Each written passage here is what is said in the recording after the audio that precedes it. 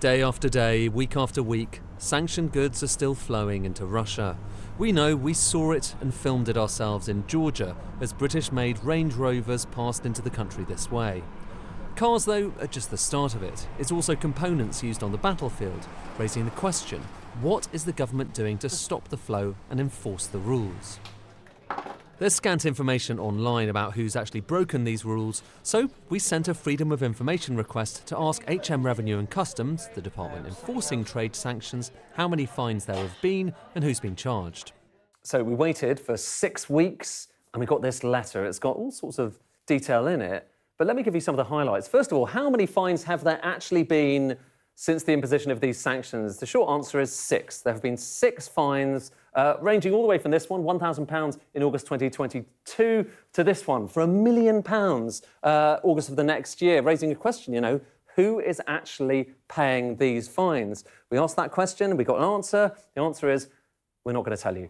And why are they not going to tell us? Because HMRC do not consider that disclosing the company name would drive compliance, promote voluntary disclosure, or be proportionate.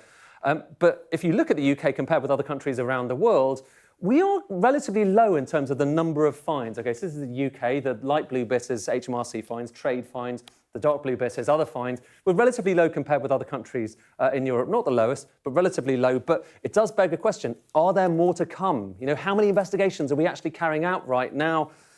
Raising that question, we got the answer, we're not going to tell you. They're not going to tell us because the number of current investigations which may involve these sanctions, regardless of the eventual outcome, is not centrally recorded. They don't actually know. And to find out the answer to that would apparently involve too much work. It would involve too much time. We have therefore refused your request, which is all a little odd. If you're trying to organise an organisation like HMRC in terms of resourcing and all the rest of it, you would think that they might know how many investigations they have ongoing and how to staff all of those. So it's. Are you surprised? I'm surprised that they didn't have that number to hand. Other government bodies operating in this area, like the Office of Financial Sanctions Implementation, for example, they include that number in their annual reports, just as a matter of course. And while HMRC grant privacy to anyone who breaks the rules, in many other countries, including the US, it's a different story. The US loves to name and shame. It's actually done quite a lot in further enforcing compliance, both within the United States and globally.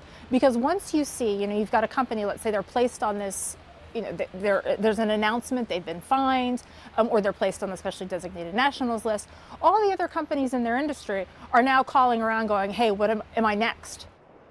In other words, naming and shaming those who break sanctions often makes the rules more effective. We don't do that in the UK. Indeed, some would say the authorities enforcing the sanctions aren't being tough enough, and that the fact they can't even tell us how many cases they're investigating tells you all you need to know. Ed Conway, Sky News.